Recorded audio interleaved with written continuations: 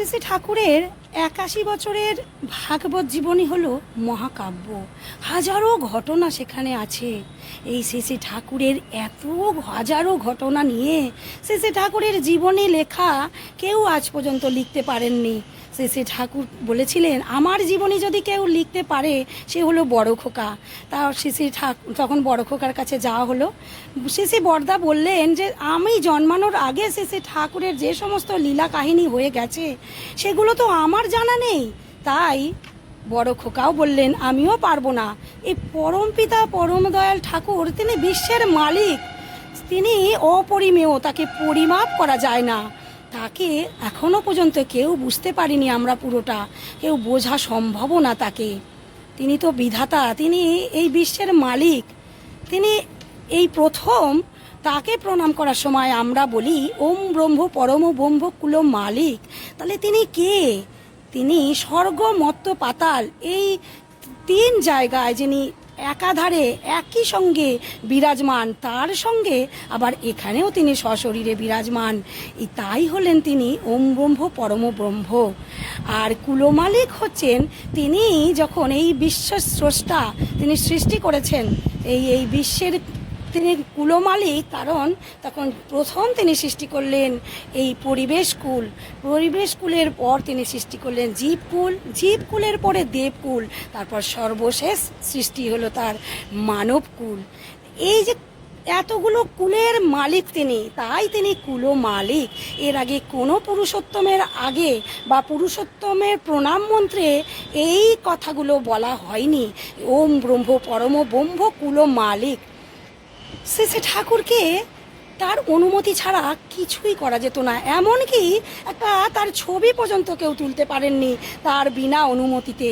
তাকে স্যালেন্ডার করতে হবে, তার কাছে অনুমতি নিতে হবে যে ঠাকুর একটা ছবি নেব তোমার, তাহলেই কিন্তু তার ছবি তোলা যাবে।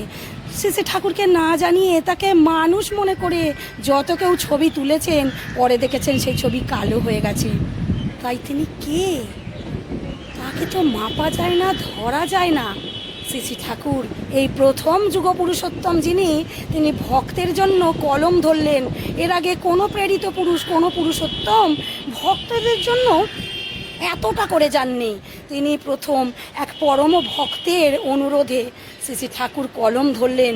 তিনি নিজ হস্তে লিখলেন তার জন্য একটা বই, যেটা আমাদের কাছে গীতার স্বরূপ। এই বইটি যখন কৃষ্ণপ্রসন্ন ভট্টাচার্য অর্থাৎ কেষ্টদা যখন রবীন্দ্রনাথ ঠাকুরকে এই বইটা একবার দিয়েছিলেন, রবীন্দ্রনাথ ঠাকুর এই বইটি একবার করে পড়ছেন আর জিজ্ঞাসা করছেন যে এর লেখকের বয়স কত। কেষ্টদা বলছেন 22 বছর। আবার এক পাতা পড়েন, আবার জিজ্ঞাসা করেন এই বইয়ের লেখকের বয়স কত। বলছি 22 বছর। এইভাবে রবীন্দ্রনাথ ঠাকুর তিনি 17 বার এই একই প্রশ্ন করেছিলেন কেষ্টদাকে। তার মানেটা কি? তার মানে তিনি বিশ্বাসই করতে পারছেন না যে একটা 22 বছরের ছেলে এই রকম একটা অমূল্য বই রচনা করবেন, লিখবেন। এমনই সত্যানুসরণ বই। এই হলেন আমার পরম দয়াল শ্রী শ্রী ঠাকুর। তাকে মাপা যায় না, ধরা যায় না, শুধু ভক্তের হৃদয়ে তিনি থাকেন। শ্রী শ্রী ঠাকুর বললেন, ওরে আমি তো বলেই দিয়েছি, অজপা নামে কররে নেশা। এই আমাদের যে নাম দিয়ে গেছেন ঠাকুর, আর শ্রী শ্রী পরম পিতাকে আমাদের চোখের সামনে তার মূর্তিটাকে অনুসরণ করতে হয় মনে মনে, আর নাম অজপা নামের নেশা করতে হয়। এই অজপা নামের নেশাতেই আমাদের জীবন সুন্দর হয়ে যাবে। আমরা যদি নামময় হয়ে চলি, আমার পরম দয়ালের মনের মতন হব, আর আমাদের জীবনটা কত সুন্দরভাবে চলবে। জীবনে নিজের জন্য আর নিজেকে কিছু ভাবতে হবে না, সব কাজটাই যেন ঠিক ঠিক মতন হয়ে যাবে।